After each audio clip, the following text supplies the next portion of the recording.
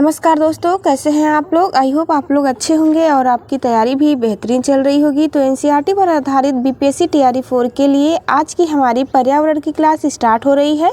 पर्यावरण एवं पारिस्थितिकी इस टॉपिक से 4 से 5 अंक के क्वेश्चन पूछे जाते हैं। तो यदि आप बीपीएससी टीआरई 4 की तैयारी कर रहे हैं तो इस टॉपिक को आपको बेहद ही ध्यान से पढ़ना होगा। स्टार्ट करते हैं आज की क्लास। यदि आप चैनल पर नए हो तो चैनल को जरूर सब्सक्राइब करिए ताकि आने वाले सभी वीडियो का नोटिफिकेशन आपको मिलता रहे। टॉपिक हमारी है पर्यावरण एवं पारिस्थितिकी, इन्वायरमेंट एंड इकोलॉजी से प्रश्न अवश्य ही पूछे जाएंगे। एनसीईआरटी की बुक आपको यहाँ पर लाइन बाय लाइन पढ़ाई जाती है। यदि आपके पास पर्याप्त समय नहीं है डिटेल एनसीईआरटी पढ़ने का तो ये आपके लिए one of the most important class होने वाली है। पारिस्थितिकी यानी इकोलॉजी किनके मध्य पारस्परिक संबंधों का अध्ययन है। तो आंसर याद रखेंगे, जीव और वातावरण के मध्य पारस्परिक संबंध को पारिस्थितिकी कहा जाता है। पर्यावरण के 3 प्रमुख घटक कौन कौन से हैं, कई बार पूछा जाता है प्रश्न। जैविक घटक, अजैविक घटक या भौतिक संघटक तथा ऊर्जा संघटक। सर्वप्रथम गहन पारिस्थितिकी यानी डीप इकोलॉजी शब्द का प्रयोग किसने किया था। तो आंसर होगा आर्निनेस ने किया था डीप इकोलॉजी शब्द का प्रयोग। घास स्थल, वन तथा मरुस्थल किस पारिस्थितिकी तंत्र के उदाहरण हैं। तो यह स्थलीय पारिस्थितिकी तंत्र के उदाहरण हैं। एक पद जो केवल जीव द्वारा ग्रहण किए गए स्थान का ही नहीं बल्कि जीवों के समुदाय में उसकी कार्यात्मक भूमिका का वर्णन करता है वह पारिस्थितिक कर्मता कहलाता है। 10% का नियम किस वैज्ञानिक ने दिया, यह प्रश्न पूछा गया है। रेमंड लिंडेमैन ने दिया है 10% का नियम। स्टार लगाएंगे इस प्रश्न को, ये प्रश्न बार बार एग्जाम में पूछे जाते हैं। 10% नियम किससे संबंधित है। तो ऊर्जा के खाद्य के रूप में एक पोषी स्तर से दूसरे पोषी स्तर तक पहुंचने से यह संबंधित है 10% का नियम। धारणीय या अस्थायी विकास जिसे कि सस्टेनेबल डेवलपमेंट कहा जाता है कि यह अवधारणा सर्वप्रथम किसने प्रस्तुत की। ब्रटलैंड कमीशन ने 1987 में प्रस्तुत की थी। अगला पॉइंट देखेंगे, सर्वाधिक अस्थायी पारिस्थितिकी तंत्र कौन सा है। तो महासागर। परितंत्र में खाद्य श्रृंखलाओं के संदर्भ में किस प्रकार के जीव अपघटक यानी डीकम्पोजर कहलाते हैं। तो कवक और जीवाणु। इस चैप्टर से प्रश्न पूछा जाएगा आपके एग्जाम में, इसलिए आपको बेहद ही ध्यान से एक एक पॉइंट को पढ़ना होगा। स्थलीय पारिस्थितिकी तंत्र में जीव भार का पिरामिड कैसा होता है। तो यह हमेशा सीधा होता है। जीव भार का पिरामिड किस पारिस्थितिकी तंत्र में उल्टा यानी विपरीत दिशा में बनता है। आंसर होगा जलीय परितंत्र में। पारिस्थितिक तंत्र में तत्वों के चक्रण को क्या कहते हैं। इसे जैव भू रासायनिक चक्र यानी बायो जियो केमिकल साइकिल कहा जाता है। समुद्री वातावरण में कौन से जीव मुख्य प्राथमिक उत्पादक होते हैं। फाइटोप्लैंक्टन। अगला पॉइंट हमारा, परितंत्र का गतिक हृदय किसे कहा जाता है। ऊर्जा प्रवाह व खनिज चक्र को कहते हैं।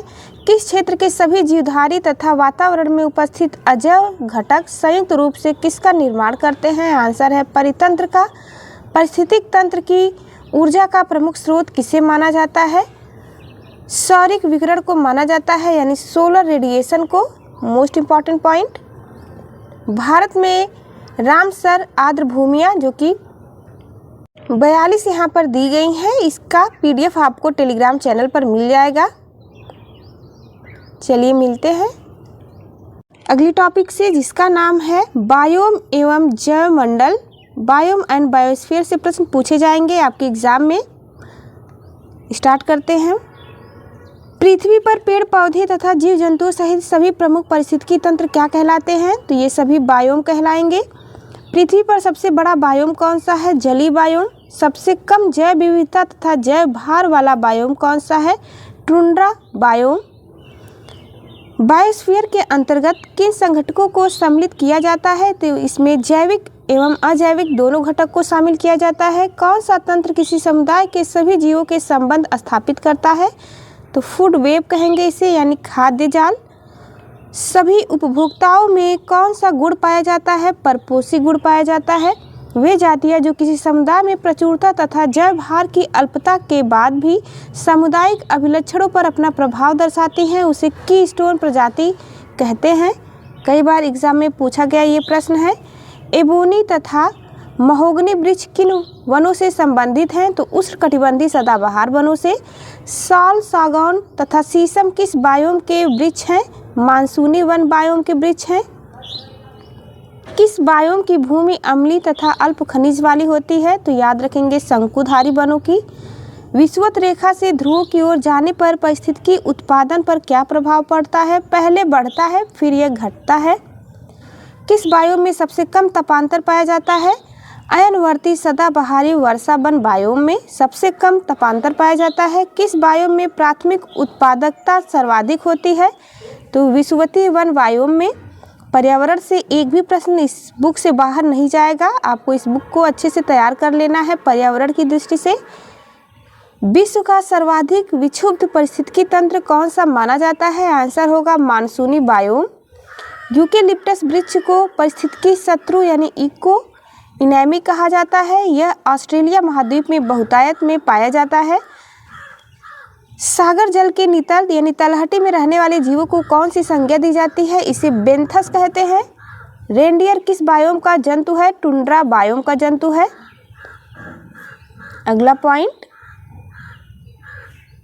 भारत में वन सर्वेक्षण विभाग द्वारा कब से वन रिपोर्ट का प्रकाशन किया जा रहा है? वर्ष 1987 से देहरादून स्थित भारतीय वन सर्वेक्षण संस्थान के द्वारा प्रति 2 वर्ष के अंतराल पर भारत वन स्थिति रिपोर्ट प्रकाशित की जाती है। लानोस तथा कैंपोस घास किस बायोम में पाई जाती है? उष्णकटिबंधीय घास बायोम में। कौन सी प्रजाति एक बड़े निवास स्थान पर रहती है तथा सामान्यतः प्रवासी होती है? तो अम्ब्रेला प्रजाति। प्राकृतिक वनस्पति का सर्वाधिक विकसित क्षेत्र कौन सा है? आंसर याद रखेंगे पतझड़ वन। अनुकूलतम बायोम की दशाएं किस बायोम में पाई जाती हैं?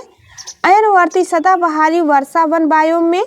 हाथी घास किस बायोम की एक प्रमुख घास है? सवाना बायोम की। किसी भी बायोम में प्राणियों का जीवन उनकी क्रियाशीलता की तीव्रता तथा उनकी संख्या किस पर निर्भर करती है?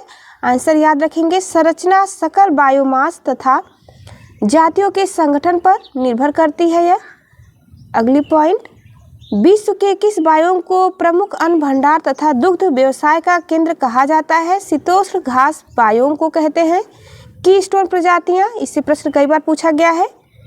कीस्टोन प्रजातियों का संरक्षण करना आवश्यक है क्योंकि परितंत्र की अन्य प्रजातियां कीस्टोन प्रजातियों के प्रति अत्यंत संवेदनशील होती हैं। कीस्टोन प्रजातियों के विलुप्त होने पर अनेक अन्य प्रजातियां भी विलुप्त हो जाती हैं। पौधों की जाति उनकी संरचना एवं वृद्धि किस पर निर्भर करती है? तो आंसर होगा पर्यावरण के भौतिक एवं जैविक कारकों के अंतर संबंध पर। अगला पॉइंट है, पर्णपाती वन यानी डिसिडुअस फॉरेस्ट किस प्रकार के बायोम में पाए जाते हैं? मानसूनी वन बायोम में पाए जाते हैं। दो भिन्न पारिस्थितिकी तंत्रों के मध्य स्थित संक्रमण मंडल यानी ट्रांजिशन जोन क्या कहलाता है? इसे इकोक्लाइन कहते हैं। सर्वप्रथम पारिस्थितिकी स्तूप की परिकल्पना किसने प्रस्तुत की थी? चार्ल्स एल्टन ने प्रस्तुत की थी। भारत में किस क्षेत्र को पारिस्थितिकी उष्ण स्थल यानी कि इकोलॉजिकल हॉटस्पॉट कहा जाता है? पश्चिमी घाट को कहते हैं। उष्णकटिबंधीय सदाबहार बायोम को पृथ्वी के फेफड़े के नाम से जाना जाता है। अगली टॉपिक हमारी होगी जैव विविधता, बायोडायवर्सिटी, जो कि मोस्ट इंपॉर्टेंट होगी। जैव विविधता एक ऐसी टॉपिक है जिससे कि सभी एग्जाम में प्रश्न पूछे जाते हैं और आपके बीपीएससी टीआरई 4 के एग्जाम की दृष्टि से भी ये मोस्ट इंपॉर्टेंट टॉपिक होने वाली है। यदि आपके पास पर्याप्त समय नहीं है डिटेल एनसीईआरटी बुक पढ़ने का तो आपको ये बुक जरूर पढ़नी चाहिए क्योंकि बीपीएससी के एग्जाम में एनसीईआरटी से ही प्रश्न पूछे जा रहे हैं। स्टार्ट करते हैं आज की टॉपिक। जैव विविधता यानी डायवर्सिटी का अर्थ क्या है? तो इसका अर्थ होता है एक निर्धारित क्षेत्र में विभिन्न प्रकार के पादप एवं जंतुओं की उपस्थिति को ही जैव विविधता कहा जाता है। सर्वप्रथम जैव विविधता शब्द का प्रयोग किसने किया? स्टार लगाएंगे, कई बार पूछा गया प्रश्न है। वाल्टर जी रोसेन ने सबसे पहले जैव विविधता शब्द का प्रयोग किया था। किस भौगोलिक क्षेत्र को जैव विविधता का भंडार कहा जाता है? तो उष्णकटिबंधीय वर्षा वन क्षेत्रों को जैव विविधता का भंडार कहते हैं। वन जीव अभ्यारण्य, जैव मंडल, आरक्षित क्षेत्र, राष्ट्रीय उद्यान आदि की स्थापना जैव विविधता को संरक्षित करने के लिए किया जाता है। संयुक्त राष्ट्र संघ का दशक 2011 से 20 को किस रूप में घोषित किया गया था? तो इसे जैव विविधता दशक के रूप में घोषित किया गया था। हॉटस्पॉट शब्द का सर्वप्रथम प्रयोग किसने किया? नॉर्मन मायर्स ने किया था 1988 में हॉट स्पॉट नामक शब्द का प्रयोग। आइए देखते हैं अगला पॉइंट हमारा, ऐसे क्षेत्र जो पारिस्थितिकी दृष्टि से अत्यधिक उत्पादक होते हैं तथा जहां स्थानिक जातियों की उपलब्धता तथा जैव विविधता अधिक पाई जाती है, जैव विविधता हॉट स्पॉट कहलाते हैं। वर्तमान में विश्व में इसकी संख्या 36 है। भारतीय राष्ट्रीय जैविक विविधता प्राधिकरण कहाँ स्थापित किया गया? यह चेन्नई तमिलनाडु में स्थापित किया गया सन 2003 में। भारत में लेहबेरी के नाम से कौन सी पर्णपाती झाड़ी प्रसिद्ध है? तो सीबक थॉर्न नामक प्रसिद्ध है। भारत में अति सघन वनों का सर्वाधिक क्षेत्र किस राज्य में पाया जाता है? अरुणाचल प्रदेश में पाया जाता है। एम स्ट्रिप शब्द किससे संबंधित है? तो बाघ अभयारण्यों के रख रखाव से संबंधित है एम स्ट्रिप्स नामक शब्द। भारत ने जैव सुरक्षा उपसंधि यानी प्रोटोकॉल पर कब हस्ताक्षर किया? 23 जनवरी 2001 को हस्ताक्षर किया था भारत ने। प्रोसोपिस जूलीफ्लोरा नामक पादप पर्यावरण को किस प्रकार हानि पहुंचाता है? यह जिस क्षेत्र में उगता है वहां की जैव विविधता को कम करने लगता है। मोस्ट इम्पॉर्टेंट पॉइंट, भारत में सिंहपुच्छ वानर यानी मकाक के प्राकृतिक आवास कहाँ पाए जाते हैं? तमिलनाडु, केरल एवं कर्नाटक में पाए जाते हैं। भारत सरकार द्वारा जैव विविधता अधिनियम कब पारित किया गया? स्टार लगाएंगे इस पॉइंट को। वर्ष 2002 में जैव विविधता अधिनियम पारित किया गया था और प्रत्येक वर्ष 22 मई को जैव विविधता दिवस मनाते हैं। अगला पॉइंट इसी के साथ देखते हैं, किस पक्षी के विलुप्त हो जाने के कारण मॉरिशस में सिड्रॉक्सी ग्रांडिफ्लोरम नामक पादप प्रजाति भी विलुप्त हो गया? तो डोडो पक्षी, याद रखेंगे। यह उपयुक्त पौधों के फल को खाकर उसके बीजों के अंकुरण में सहायक था। भारत का प्रथम समुद्री राष्ट्रीय उद्यान कहाँ पर स्थित है? कच्छ की खाड़ी में स्थित है भारत का प्रथम समुद्री राष्ट्रीय उद्यान, जिसे मरीन नेशनल पार्क के नाम से भी जाना जाता है। भारत में 4 जैव विविधता हॉटस्पॉट क्षेत्रों का चयन किया गया है। पहला है पश्चिमी घाट, दूसरा इंडो बर्मा क्षेत्र, तीसरा पूर्वी हिमालय और चौथा है सुंडालैंड निकोबार द्वीप समूह। ये चारों नाम आपको याद रखना है, एग्जाम में पूछा जाता है बार बार। फ्लाइंग फॉक्स अर्थात उड्डयन बलगुल, जिसे ग्रेट इंडियन फ्रूट बैट भी कहा जाता है, यह क्या है? तो यह चमगादड़ों की एक प्रजाति है। रेड डाटा बुक अथवा रेड लिस्ट किस संगठन से संबंधित है? IUCN से संबंधित है रेड डाटा बुक, यानी IUCN के द्वारा ही रेड डाटा बुक जारी किया जाता है। कौन सी औषधि गिद्धों की संख्या में कमी के लिए उत्तरदायी है? कई बार पूछा गया प्रश्न है। डाइक्लोफेनेक सोडियम, नाम याद रखेंगे। भारतीय जीव जंतु कल्याण बोर्ड का मुख्यालय कहाँ स्थित है? वल्लभगढ़, हरियाणा में। वृक्षों पर रहने वाले किस स्तनधारी का जूलॉजिकल नाम एलुरस फल्गेंस है? तो रेड पांडा का नाम है। भारत में रेड पांडा के प्राकृतिक आवास कहाँ पाए जाते हैं? उत्तर पूर्वी भारत के उप हिमालयी क्षेत्रों में। दाचिगम राष्ट्रीय उद्यान किस जंतु के संरक्षण के लिए प्रसिद्ध है? यह हंगुल मृग के संरक्षण के लिए दाचिगम राष्ट्रीय उद्यान प्रसिद्ध है। भारत में सर्वाधिक ऊंचाई पर स्थित राष्ट्रीय उद्यान कौन सा है? हेमिस राष्ट्रीय उद्यान, जो कि लद्दाख में स्थित है। भारत में सबसे अधिक ऊंचाई पर स्थित यह राष्ट्रीय उद्यान है। किस समूह के जीव अमोनिया को नाइट्रेट में परिवर्तित करते हैं? नाइट्रोसोमोनास। धान का पौधा नाइट्रोजन को किस रूप में ग्रहण करता है? अमोनियम के रूप में ग्रहण करता है धान का पौधा। जीवमंडलीय पारिस्थितिकी तंत्र में रासायनिक तत्वों का प्रवेश किस माध्यम से होता है? पौधों की जड़ों के द्वारा होता है। भारत में पूर्वोत्तर के राज्यों को जैव विविधता का द्वार कहा जाता है। इंपॉर्टेंट पॉइंट है। अगला पॉइंट देखेंगे, अंडमान और निकोबार द्वीप समूह में स्थित साउथ बटन द्वीप पर भारत का सबसे छोटा राष्ट्रीय उद्यान है।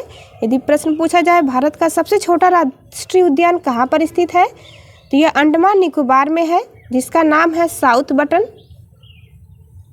अगला पॉइंट हमारा, भारत को कितने जैव भौगोलिक क्षेत्रों में विभाजित किया गया है? तो आंसर होगा 10। जब कोई समुदाय अस्थायी, परिपक्व, जटिल तथा दीर्घकालिक होता है तो उसे किस रूप में परिभाषित किया जाता है?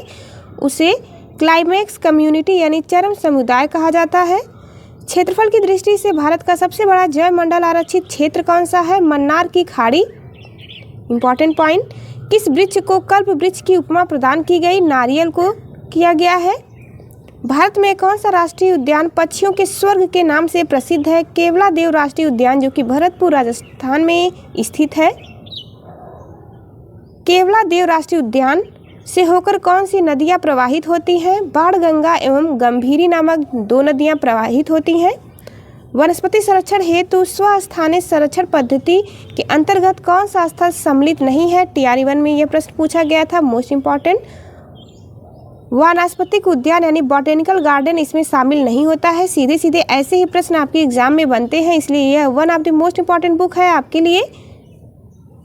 कृत्रिम ग्रीन हाउस द्वारा वनस्पतियों का संरक्षण किस विधि के अंतर्गत आता है? तो बाह्य स्थानिक संरक्षण पद्धति के अंतर्गत, जिसे एक्स सिटू कंजर्वेशन भी कहा जाता है। वर्तमान में भारत में कुल कितने जैव मंडल रिजर्व हैं? कुल 18 हैं। यहाँ पर दिए गए हैं भारत के वन राष्ट्रीय उद्यान, जीव अभ्यारण्य एवं टाइगर रिजर्व एक साथ आप याद रख सकते हैं।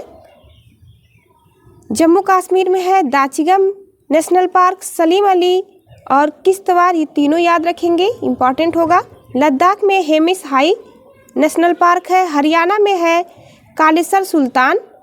कालेसर और सुल्तान दोनों अलग अलग नेशनल पार्क हैं।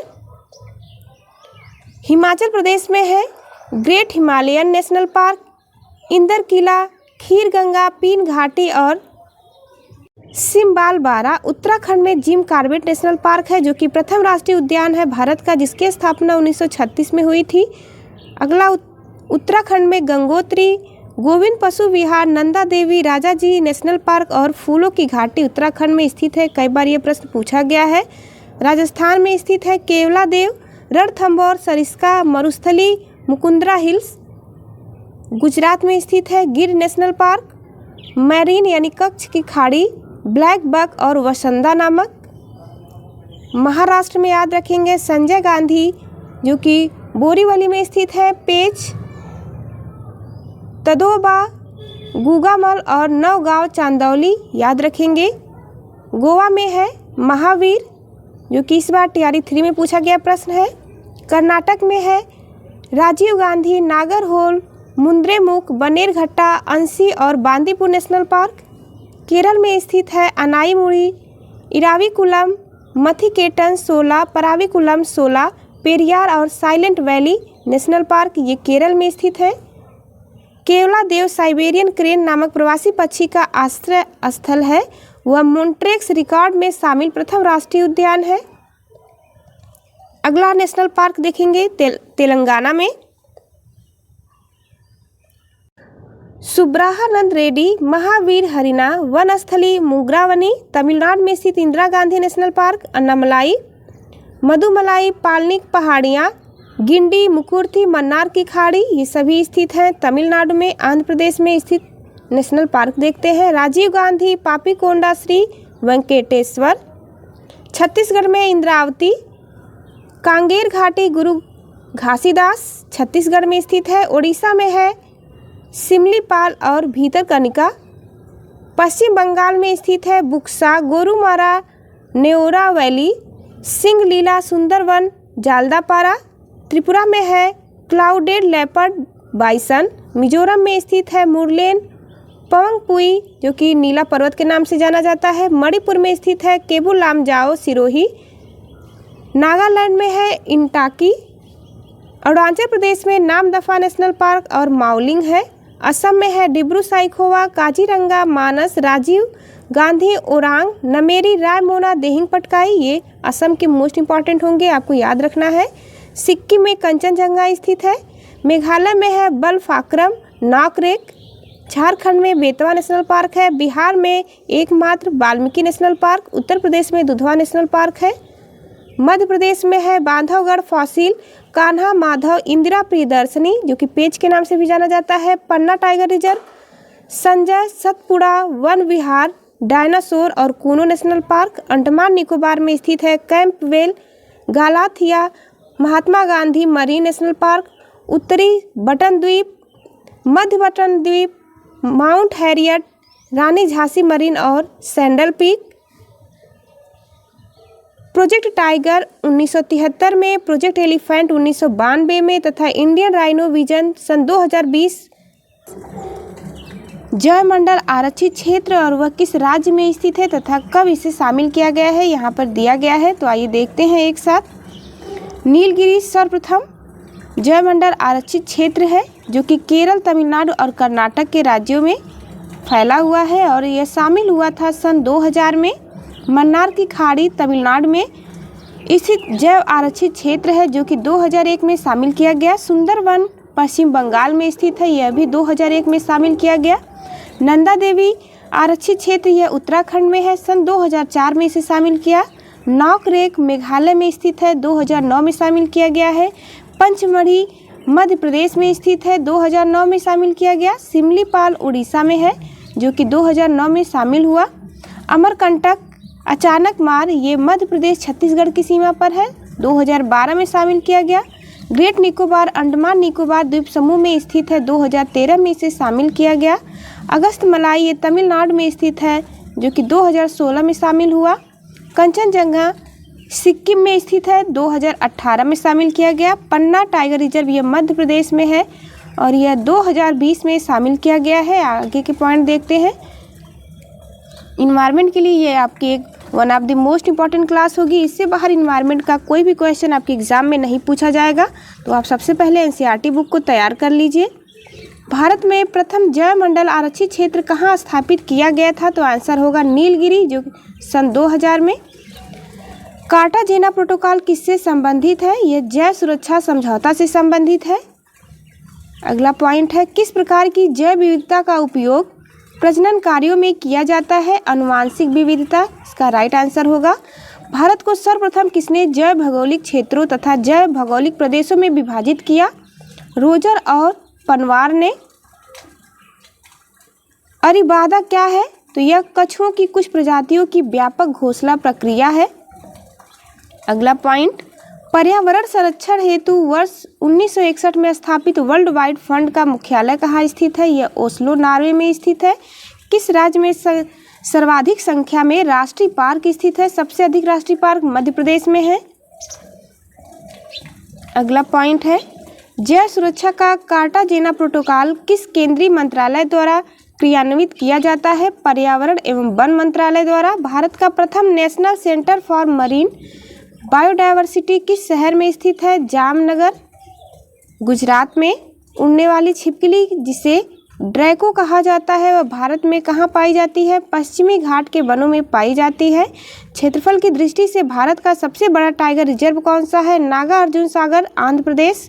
जिम कॉर्बेट उत्तराखंड 1936 में स्थापित भारत का प्रथम राष्ट्रीय उद्यान है, वह प्रोजेक्ट टाइगर के अंतर्गत अधिसूचित प्रथम टाइगर रिजर्व भी है। पहले इसका नाम हेली राष्ट्रीय उद्यान था जिसका वर्तमान में नाम रामगंगा पड़ गया है।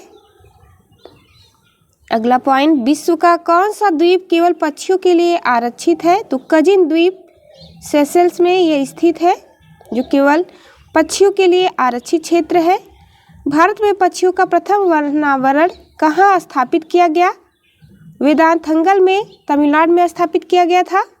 अगला पॉइंट है, भारत का प्रसिद्ध नीलगिरी जीवमंडल आरक्षित क्षेत्र कितने राज्यों में विस्तृत है, तो ये 3 राज्यों में विस्तृत है, कर्नाटक, तमिलनाडु और केरल में। कान्हा राष्ट्रीय उद्यान किस जंतु के संरक्षण के लिए प्रसिद्ध है, कान्हा टाइगर रिजर्व बारहसिंघा के लिए प्रसिद्ध है। याद रखेंगे यह टाइगर रिजर्व और राष्ट्रीय उद्यान दोनों है। भारत का प्रसिद्ध फूलों की घाटी वाला राष्ट्रीय उद्यान क्षेत्र किन पर्वतारोहियों ने खोजा था, फ्रैंक स्माइथ और होल्सवर्थ ने खोजा था। किसे गंगा के टाइगर की उपमा दी जाती है, डॉल्फिन को गंगा के टाइगर की उपमा दी जाती है। कई बार पूछा गया प्रश्न है। पक्षी अभयारण्य यानी बर्ड सेंचुरी से प्रश्न पूछे जाते हैं, आपके एग्जाम में भी यह क्वेश्चन आया हुआ है तो आप इसे ध्यान से देखेंगे। घाना पक्षी विहार भरतपुर राजस्थान में स्थित है। रंगनथिट्टू पक्षी विहार मांड्या कर्नाटक में स्थित है। वेदाथंगल पक्षी विहार कांचीपुरम तमिलनाडु में है। नीलापट्टू पक्षी विहार नेल्लौर आंध्र प्रदेश में है। सुल्तानपुर पक्षी विहार गुरुग्राम हरियाणा में है। सलीम अली पक्षी विहार चेराओ मांडवी नदी के पास गोवा में स्थित है। कौंडिया पक्षी विहार ये चित्तूर आंध्र प्रदेश में है। चिल्का झील पक्षी विहार पुरी के पास उड़ीसा में है। कुमाराकाम पक्षी विहार या बेम्बनाथ पक्षी विहार कोट्टायम केरल में स्थित है।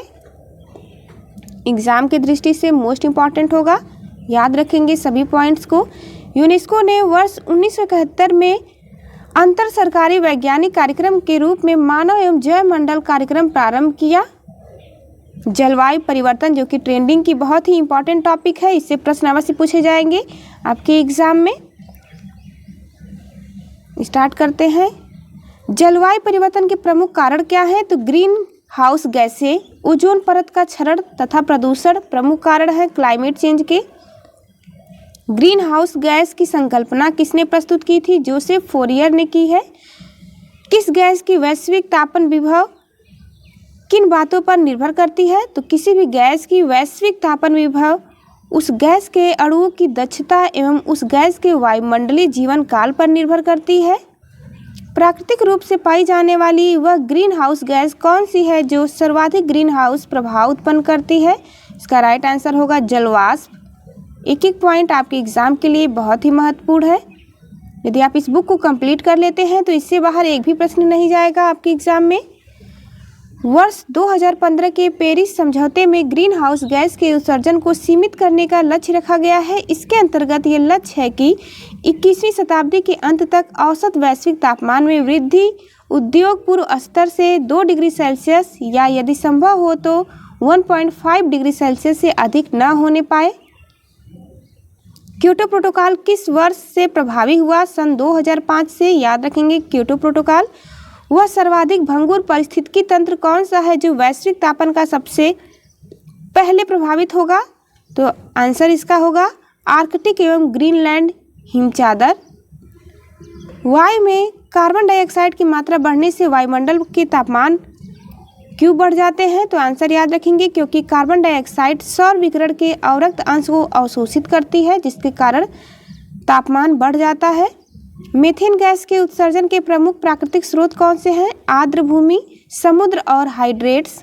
ग्रीन हाउस गैस प्रोटोकॉल का विकास किसके द्वारा किया गया? तो वर्ल्ड रिसोर्स इंस्टीट्यूट तथा world business council on sustainable development के द्वारा। विश्व के तापमानों पर आंकड़ों प्राप्त करने के लिए वैश्विक वायुमंडल निगरानी स्टेशन कहाँ स्थापित किए गए? तो अल्जीरिया, ब्राजील एवं केन्या में। अगला पॉइंट देखेंगे। जलवायु परिवर्तन का क्रायोजेनिक संकेतक किससे प्राप्त किया जाता है? आइस कोर से प्राप्त किया जाता है। हिम तत्व, जिसे आइस कोर कहते हैं, किसी ग्लेशियर या बर्फ की चादर को छेद कर प्राप्त किया गया था। एक बेलनाकार नमूना होता है हिम कोर। वैश्विक जलवायु परिवर्तन के संदर्भ में कौन सी पद्धतियां मृदा में कार्बन प्रच्छादन या संग्रहण में सहायक होती हैं? तो समोच्चवाद, जिसे कंटूर बॉन्ड कहा जाता है। अनुपात सस्यन एवं शून्य जुताई। किस अंतर्राष्ट्रीय सम्मेलन में हरित जलवायु कोष के गठन का प्रावधान किया गया था? कानकुन सम्मेलन, जो कि वर्ष 2010 में हुआ था मैक्सिको में। हरित जलवायु कोष ग्रीन क्लाइमेट फंड के गठन का क्या उद्देश्य था? तो इसका प्रमुख उद्देश्य है विकासशील देशों को जलवायु परिवर्तन का सामना करने हेतु अनुकूलन और न्यूनीकरण पद्धतियों में सहायता देना। यदि किसी मांसाहार का पादप प्लवक किसी कारण से पूर्णतः नष्ट हो जाए तो कार्बन सिंक के रूप में महासागर पर एवं महासागर की खाद्य श्रृंखला पर इसका प्रतिकूल प्रभाव पड़ेगा। प्रथम विश्व जलवायु सम्मेलन कहाँ आयोजित किया गया था? जेनेवा, स्विट्जरलैंड में 1979 में आयोजित किया गया था प्रथम विश्व जलवायु सम्मेलन। मोस्ट इम्पॉर्टेंट लगाएंगे। कौन सी घटनाएं वैश्विक तापन यानी ग्लोबल वार्मिंग के प्रभाव को दर्शाती हैं? हिमानी का पिघलना, सागरीय तल में उत्थान, मौसमी दशाओं में परिवर्तन एवं वैश्विक तापन में वृद्धि आदि देखा जाता है ग्लोबल वार्मिंग में। वैश्विक तापन के कारण अल्पाइन ग्लेशियर के पिघलने से किन 2 देशों को अपनी अंतर्राष्ट्रीय सीमाएं फिर से निर्धारित करनी पड़ेगी? तो आंसर होगा इटली एवं स्विट्जरलैंड। ऊर्जा की बचत पर पृथ्वी को सुरक्षित रखने के उद्देश्य से प्रत्येक वर्ष मार्च के अंतिम शनिवार को पृथ्वी काल मनाया जाता है। इसका समय घंटे के हिसाब से आप देखेंगे तो 8:30 से 9 PM के लिए बत्तियां बुझा दी जाती हैं। वर्ष 2020 में 28 मार्च का पूरा विश्व में अर्थ आवर मनाया गया। 187 देशों के 7,000 से अधिक देशों ने इसमें भाग लिया था। ग्रीन ग्रुप यानी world wide fund for nature द्वारा आयोजित यह अर्थ आवर का 14वां संस्करण था। इसका विषय थीम था जलवायु परिवर्तन। भारत ने क्योटो प्रोटोकॉल की द्वितीय प्रतिबद्धता अवधि पर अपनी सहमति कब प्रदान की? 8 अगस्त 2017 को। IPCC, इसका फुल फॉर्म है environmental panel on climate change, की पहली रिपोर्ट कब प्रकाशित की गई? वर्ष 1990 में प्रकाशित हुई थी। भूटान एक कार्बन निगेटिव देश है। यह प्रतिवर्ष वायुमंडल से 6 मिलियन टन कार्बन अवशोषित करता है। अगली टॉपिक हमारी होगी ओजोन परत क्षरण। स्टार्ट करते हैं आज की क्लास। ओजोन परत वायुमंडल के किस स्तर में स्थित होता है? अनेक बार यह प्रश्न पूछा गया है अलग अलग एग्जाम में भी। समताप मंडल यानी कि स्ट्रेटोस्फीयर में ओजोन लेयर स्थित होता है। ओजोन परत पृथ्वी से कितनी ऊंचाई पर स्थित है? तो 20 से 35 किलोमीटर की ऊंचाई पर ओजोन परत स्थित है। वर्ष 2005 में तिब्बत पठार के ऊपर ओजोन आभा मंडल की खोज किसने की? GW केंट मूर ने किया है ओजोन आभा मंडल की खोज। अंटार्कटिका के ऊपर ओजोन छिद्र की खोज किसने की है? ब्रायन गार्डनियर और जोनाथन सैंकलिन ने। यदि आप चैनल पर नए हो तो चैनल को जरूर सब्सक्राइब करिएगा ताकि आने वाले सभी वीडियो का नोटिफिकेशन आपको मिलता रहे। आपको बता दें कि बायोलॉजी और मॉडर्न हिस्ट्री की क्लास कंप्लीट हो चुकी है, जिसकी प्लेलिस्ट भी बना दी गई है। चाहे तो आप लाइन बाय लाइन उसे पढ़ सकते हैं। मॉन्ट्रियल प्रोटोकॉल किस पर्यावरणीय समस्या से संबंधित है? ओजोन परत के क्षय को रोकने से संबंधित है मॉन्ट्रियल प्रोटोकॉल। ओजोन परत को किस इकाई में मापा जाता है? डॉप्सन इकाई में मापा जाता है। मॉन्ट्रियल प्रोटोकॉल पर आप इम्पॉर्टेंट लगाएंगे, एग्जाम में पूछा जाएगा आपकी। ओजोन परत के क्षरण के लिए कौन सी गैसें उत्तरदायी है? CFC halogen nitrides oxide, trichloroethylene halon. याद रखेंगे इन सभी नामों को। ऐसे पदार्थ जो ओजोन की परत को कम से कम हानि पहुंचाते हैं ओजोन अनुकूल पदार्थ कहलाते हैं। भारत के श्रीनगर में ओजोन परत की मोटाई सर्वाधिक एवं त्रिवेंद्रम में सबसे कम है। सितंबर से अक्टूबर माह के मध्य ओजोन परत की मोटाई में अधिक कमी आती है। वायु में तैरते हुए श्वसनीय सूक्ष्म कणों का आकार कितना होता है? 5 माइक्रोन से कम होता है। मानव जनित पर्यावरणीय प्रदूषण को क्या कहा जाता है? एंथ्रोपोजेनिक कहा जाता है, यानी मानव से फैलने वाले प्रदूषण को एंथ्रोपोजेनिक प्रदूषण कहते हैं। जैव निम्नीकरणीय रहित प्रदूषक पर्यावरण में किस प्रकार प्रवेश करते हैं? तो ये मानव जनित प्रदूषण के कारण प्रवेश करते हैं। वे वायु प्रदूषक जो प्रदूषक स्रोत से सीधे वायु में मिलते हैं क्या कहलाते हैं? प्राथमिक प्रदूषक। TRE 1 में भी यह क्वेश्चन पूछा गया था। प्राइमरी और सेकेंडरी पॉल्यूटेंट आपको याद रखना है, उसका एग्जाम्पल भी याद रखना है, आगे मिलेगा। ऐसे वायु प्रदूषक जो प्राथमिक वायु प्रदूषकों तथा साधारण वातावरणीय पदार्थों की क्रिया के फलस्वरूप उत्पन्न होते हैं वह क्या कहलाते हैं? उसे द्वितीयक वायु प्रदूषक कहा जाता है। TRE 3 में भी पूछा गया था ये क्वेश्चन। अगला प्रश्न, पराक्सी एसिटिल नाइट्रेट यानी पैन ओजोन तथा स्मॉग किस प्रकार के प्रदूषक हैं? तो ये सेकेंडरी प्रदूषक है। यही क्वेश्चन आपके एग्जाम में आया हुआ भी है। कौन सा वायु प्रदूषक ऑक्सीजन की अपेक्षा अधिक शीघ्रता से रक्त में हीमोग्लोबिन में घुल जाता है? तो कार्बन मोनोऑक्साइड। ये वीडियो आपके लिए काफ़ी इंपॉर्टेंट होने वाली है। इससे क्वेश्चन आपके एग्जाम में सीधे सीधे देखने के लिए मिलेंगे, इसलिए आप लोग एक एक लाइन को बहुत ही अच्छे से ध्यान से पढ़िएगा। जब अकार्बनिक पोषक जैसे कि फास्फेट तथा नाइट्रेट घुलकर जलीय परिस्थितिकी तंत्र में आ जाते हैं तो ये जलीय परिस्थितिकी तंत्र में किस घटना में वृद्धि करते हैं? तो यह यूट्राफिकेशन में वृद्धि करते हैं। सुपोषण आप देखेंगे TRE 1 में यह प्रश्न आया हुआ है। क्या है यूट्राफिकेशन? वाहनों में पेट्रोल के दहन के परिणाम स्वरूप से कौन सी धातु वायु को प्रदूषित करती है? तो लेड को प्रदूषित करती है। ऐसे प्रदूषण जो सूक्ष्म जीवों जैसे कि जीवाणु आदि के द्वारा समय के साथ प्रकृति में सरल हानि रहित तत्वों में विघटित कर दिए जाते हैं क्या कहलाते हैं? ये जैव विघटित प्रदूषक कहलाते हैं। Acid rain most important topic है। अम्ल वर्षा के लिए कौन सी गैसें उत्तरदायी होती हैं? तो आपको याद रखना है नाइट्रस ऑक्साइड एवं सल्फर डाइऑक्साइड अम्ल वर्षा के लिए उत्तरदायी गैस हैं। अम्ल वर्षा से मृदा पर क्या प्रभाव पड़ता है? मृदा का पीएच मान कम हो जाता है। एस्बेस्टस फाइबर से युक्त वातावरण में अधिक समय तक रहने से कौन सा रोग हो जाता है? इससे एस्बेस्टोसिस नामक रोग हो जाता है। जैव उपचारण यानी कि बायोरेमिडेशन से क्या तात्पर्य है? तो जीवों द्वारा पर्यावरण से विषाक्त पदार्थों का निष्कासन ही कहलाता है जैव उपचारण। अगला पॉइंट देखेंगे, रेफ्रिजरेटर में प्रशीतक के रूप में भरी जाने वाली गैसों का विपणन सामान्यतः मैफ्रॉन ब्रांड नाम के अंतर्गत किया जाता है। ये सामान्यतः हैलोनिक हाइड्रोकार्बन होते हैं। इसके अतिरिक्त बड़े संयंत्रों में अमोनिया यानी NH3 भी प्रशीतक के रूप में प्रयोग की जाती है। जैवोपचार आदि प्रदूषण प्रभावित क्षेत्र में किया जाता है तो इसे क्या कहा जाता है? इसे स्वस्थानीय जैवोपचार कहा जाता है। इन सीटू बायोरेमिडेशन कहा जाता है। अगला पॉइंट देखेंगे, यदि प्रदूषित पदार्थ को किसी अन्य स्थान पर ले जाकर उसका जैव उपचार किया जाए तो इस प्रक्रिया को क्या कहते हैं? इसे बाह्य स्थानीय जैव उपचार कहा जाता है। इन सीटू और एक्स सीटू इंपॉर्टेंट टॉपिक है, इससे प्रश्न पूछे जा रहे हैं तो आगे भी पूछे जाने की पूरी संभावना है, इसलिए अच्छे से तैयार करिएगा। प्रदूषकों को जड़ों व पत्तियों में संग्रहित कर जैव उपचार करना क्या कहलाता है? यह फाइटो निष्कर्षण कहलाता है। अगला पॉइंट, ओजोन परत की खोज चार्ल्स फैब्री एवं हेनरी बुसान ने किया था।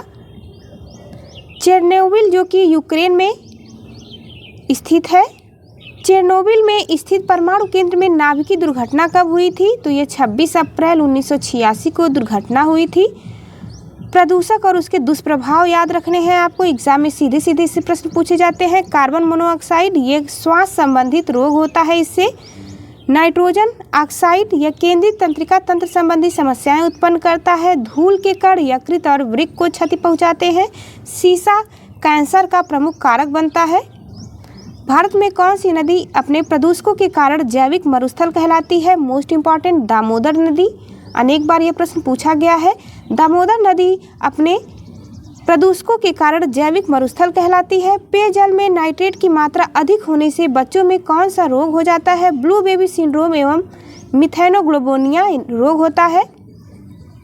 ब्लू बेबी सिंड्रोम अनेक बार प्रश्न पूछा गया है, जो कि नाइट्रेट की अधिक मात्रा होने से बच्चों में यह रोग होता है। सिगरेट के धुएं में कौन से प्रमुख प्रदूषक पाए जाते हैं? कार्बन मोनोऑक्साइड एवं बेंजीन। ग्रीन मफलर क्या है? ग्रीन मफलर किस पर्यावरणीय समस्या से संबंधित है? तो यह ध्वनि प्रदूषण से संबंधित है। ग्रीन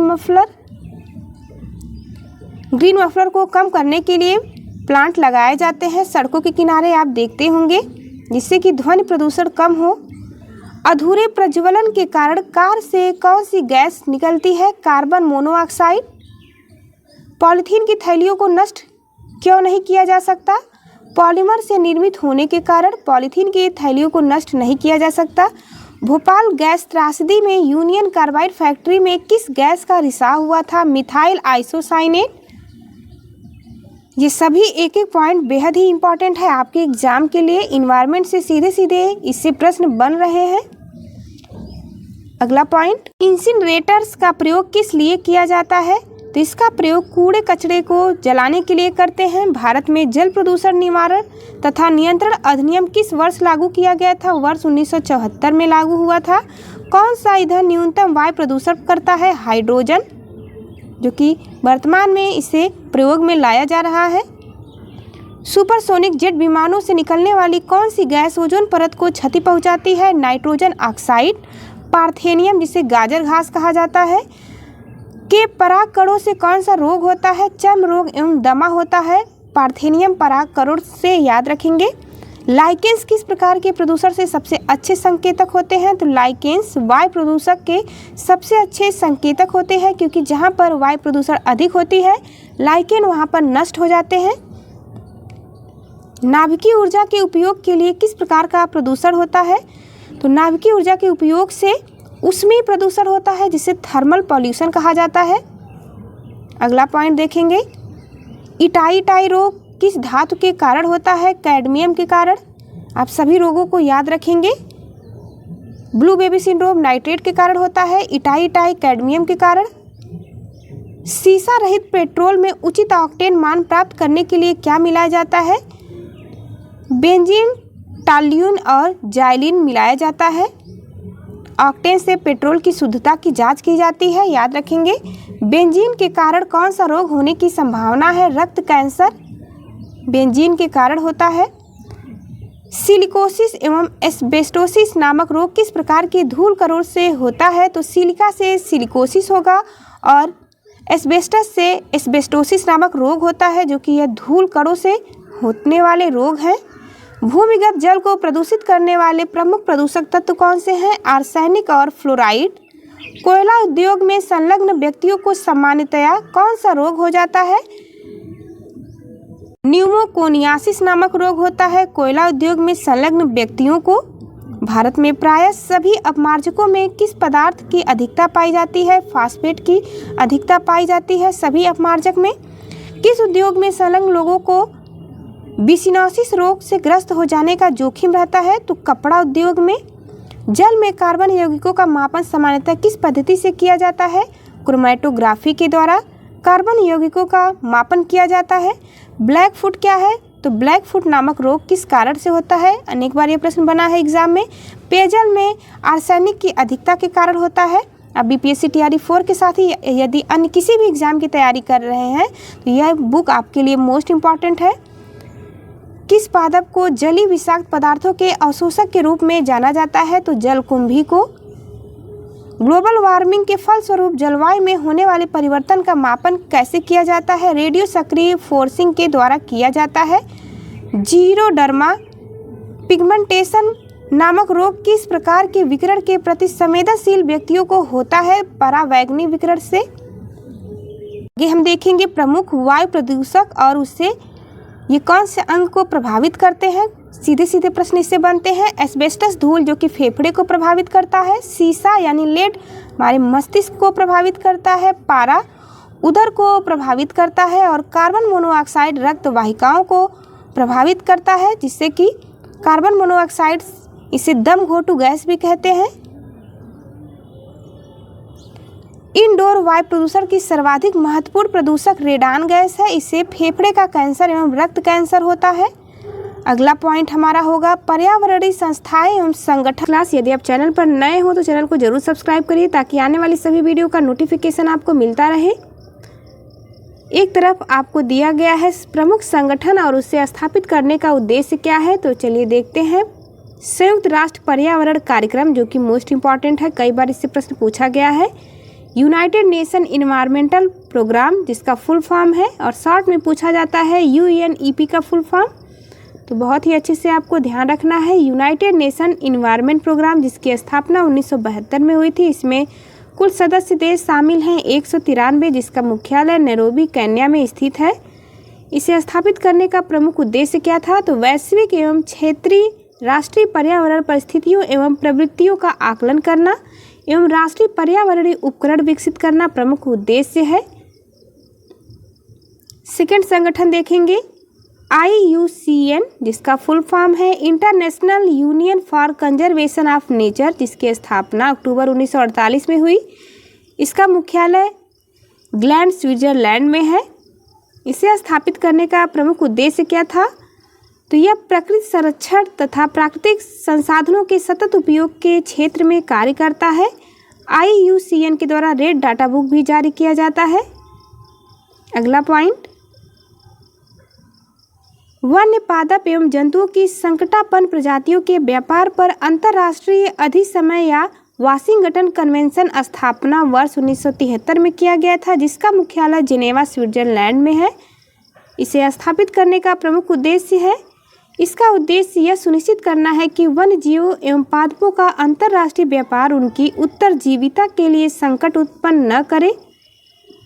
अगला संगठन वन्य जंतुओं की प्रवासी प्रजातियों के संरक्षण पर अभिसमय, जिसकी स्थापना 1979 में हुई थी और इसका मुख्यालय बॉन जर्मनी में स्थित है।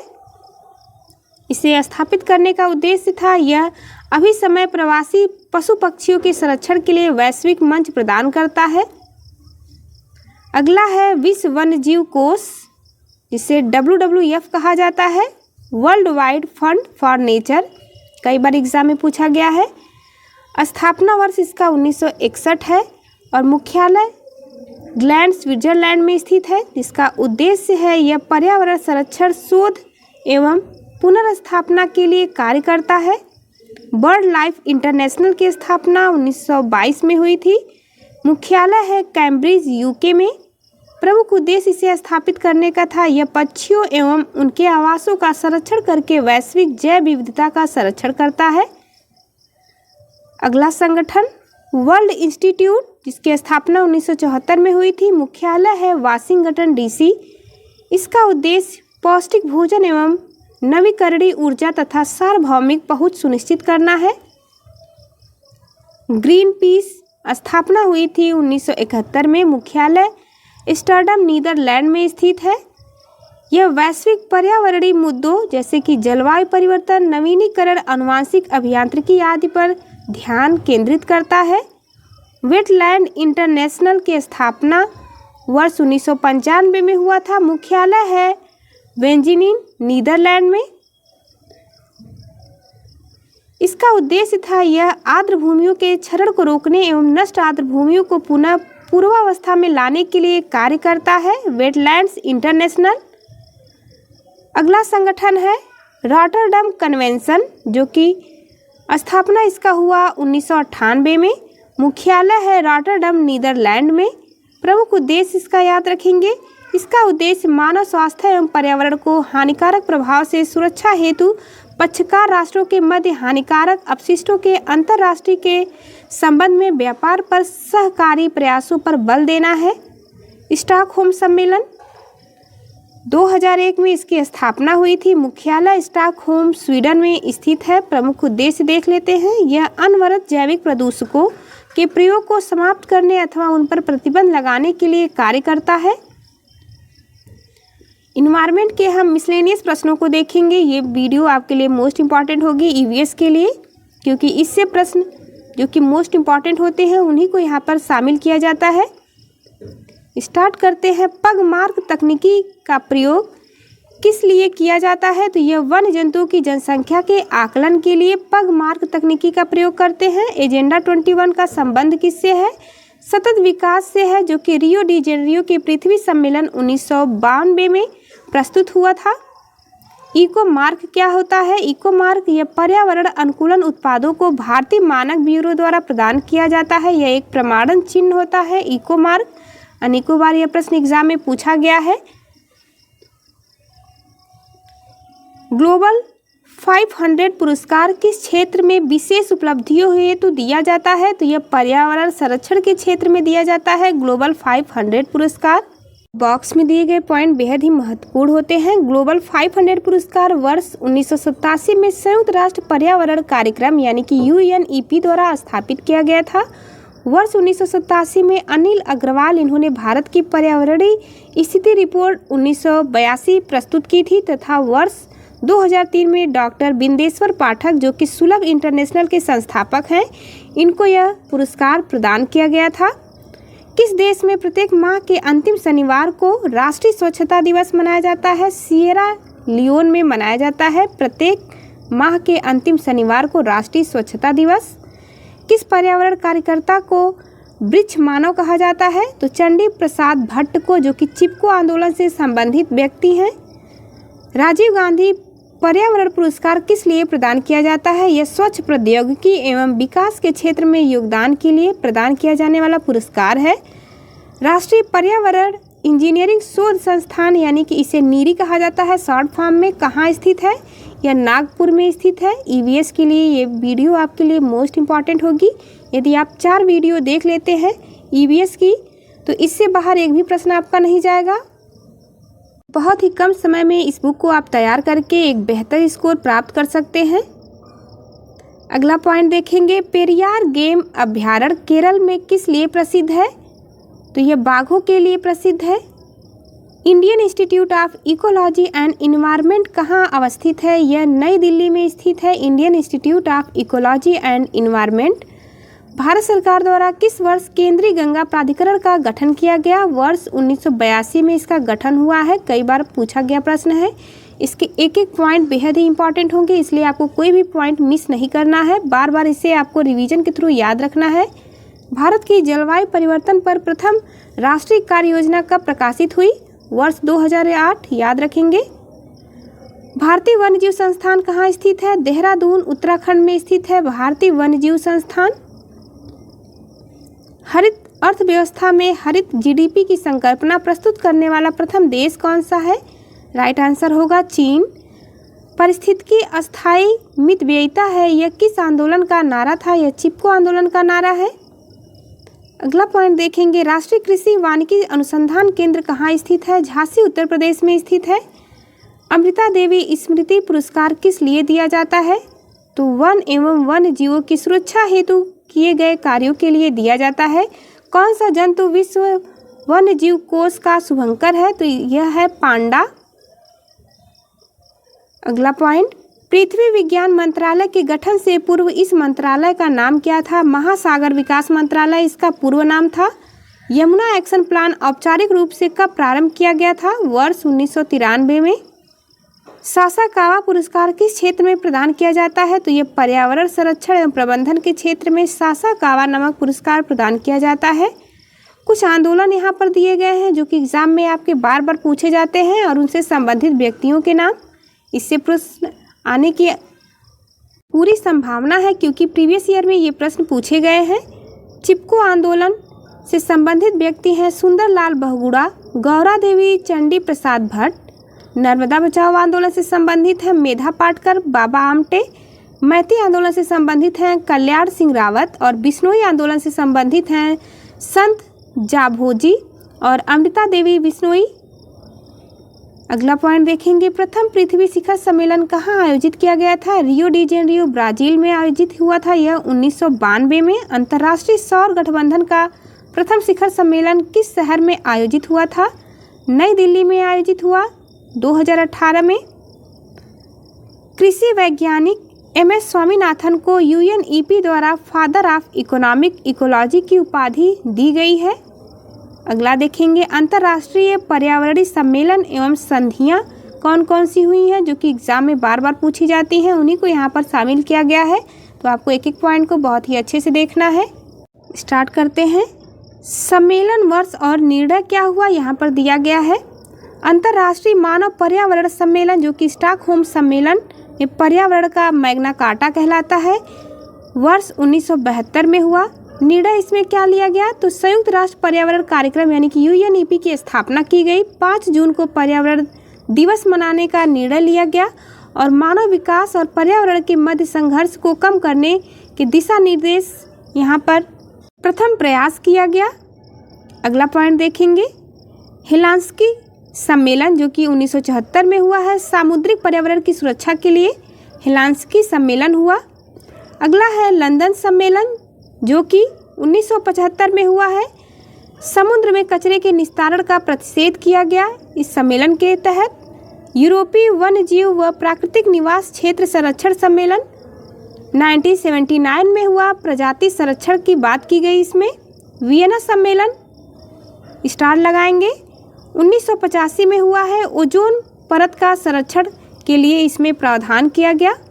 मॉन्ट्रियल प्रोटोकॉल 1987 में हुआ, ओजोन परत के संरक्षण के लिए पहला अंतर्राष्ट्रीय समझौता हुआ जिसे कि मॉन्ट्रियल प्रोटोकॉल कहते हैं। 16 सितंबर को प्रत्येक वर्ष ओजोन संरक्षण दिवस भी मनाया जाता है। याद रखेंगे 16 सितंबर 1987 को हुआ था मॉन्ट्रियल प्रोटोकॉल, जिसमें 16 सितंबर को ओजोन दिवस मनाने का निर्णय भी लिया गया। रियो सम्मेलन मोस्ट इम्पॉर्टेंट है, मॉन्ट्रियल प्रोटोकॉल और रियो सम्मेलन 1992 में हुआ, इसे पृथ्वी सम्मेलन भी कहा जाता है। पर्यावरण विकास के लिए अंतर्राष्ट्रीय सहयोग और एजेंडा 21 को स्वीकृति प्रदान की गई। जलवायु परिवर्तन पर संयुक्त राष्ट्र फ्रेमवर्क कन्वेंशन की स्थापना हुई। UNFCCC का फुल फॉर्म याद रखेंगे, जलवायु परिवर्तन संयुक्त राष्ट्र फ्रेमवर्क कन्वेंशन। अगला है नैरोबी घोषणा पत्र क्या है? तो यह 1997 में आया। अंतर्राष्ट्रीय संधियों का प्रभावी क्रियान्वयन किया गया इसके तहत। क्योटो प्रोटोकॉल 1997 में हुआ। ग्रीन हाउस गैसों की पहचान तथा भूमंडलीय तापन को कम करना वर्ष 1990 के स्तर में 5% की कटौती का निर्णय लिया गया इसमें। अगला है जोहान्सबर्ग, जो कि रियो 10 सम्मेलन के नाम से भी जाना जाता है या फिर इसे पृथ्वी 10 सम्मेलन भी कहते हैं। सन 2002 में हुआ। सतत विकास पर विशेष बल दिया गया और विश्व एकजुटता कोष की स्थापना पर सहमति बनी इसमें। मॉन्ट्रियल सम्मेलन हुआ 2005 में।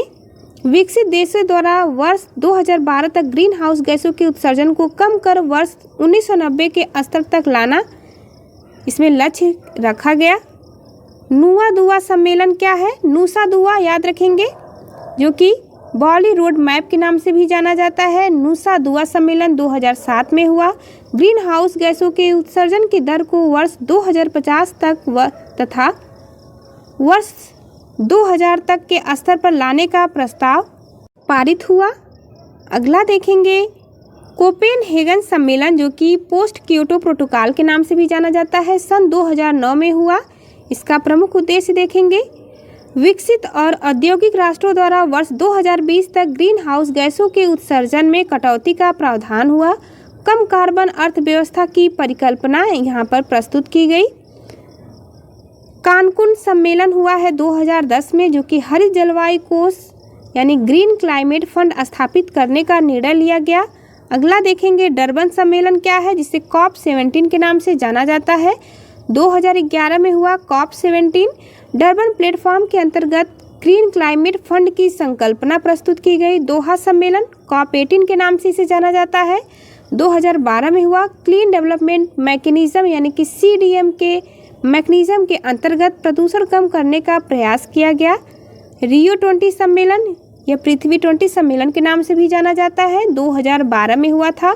पृथ्वी सम्मेलन के 2 दशक पूरे होने के उपलक्ष्य में संयुक्त राष्ट्र का सतत विकास सम्मेलन, जिसमें द फ्यूचर वी वांट मसौदा प्रस्तुत किया गया। हरित व्यवस्था पर बल दिया गया। वार्सा सम्मेलन क्या है? एग्जाम में पूछा जाता है। इसे COP 18 के नाम से जानते हैं। 2013 में हुआ। ग्रीन क्लाइमेट फंड बनाने पर सहमति बनी इसमें। लीमा सम्मेलन, जो कि COP 20 के नाम से जानते हैं, 2014 में हुआ। वर्ष 2070 तक ग्रीन हाउस गैसों के उत्सर्जन को समाप्त करने के लिए विश्व के देशों की प्रतिबद्धताएं स्वीकृति इसमें प्रदान की गई। अगला देखेंगे पेरिस सम्मेलन COP 18 COP 21 के नाम से जाना जाता है। 2015 में हुआ COP 21। कार्बन उत्सर्जन लक्ष्यों हेतु कानूनी रूप से बाध्यकारी संधि इसमें की गई। नेक्स्ट पॉइंट देखेंगे बाब इगली सम्मेलन, जो कि मोरक्को में हुआ। इसे COP 22 के नाम से जाना जाता है। 2016 में हुआ। इसका प्रमुख उद्देश्य था हमारी जलवायु और सतत विकास के लिए मराकेश कार्रवाई की उद्घोषणा। COP 23, जो कि बॉन सम्मेलन के नाम से जाना जाता है, यह जर्मनी में हुआ। 2017 में फिजी मोमेंटम फॉर अगला पॉइंट इम्प्लीमेंटेशन प्रस्तुत किया गया इसमें, जो कि इम्पॉर्टेंट है। कोटोवाई सम्मेलन पोलैंड में हुआ। COP 24 के नाम से जाना जाता है। सन 2018 में हुआ। पेरिस समझौते के क्रियान्वयन पर विस्तृत इसमें नियमावली बनाई गई। मैड्रिड सम्मेलन स्पेन में हुआ, जो कि COP 25 के नाम से जाना जाता है। 2019 में जलवायु परिवर्तन से जूझ रहे देशों की मदद के लिए घोषणा का समर्थन किया गया। कोविड-19 महामारी के कारण नवंबर 2020 में ग्लासगो स्कॉटलैंड में होने वाले COP 26 को स्थगित कर दिया गया था। अब आपको वर्तमान में हुए COP सम्मेलन को याद रखना है। यहाँ पर आपकी EVS की क्लास कंप्लीट होती है। मिलते हैं आपसे अगले सब्जेक्ट के साथ। तब तक के लिए नमस्कार। जाते जाते चैनल को लाइक शेयर सब्सक्राइब करना ना भूलें।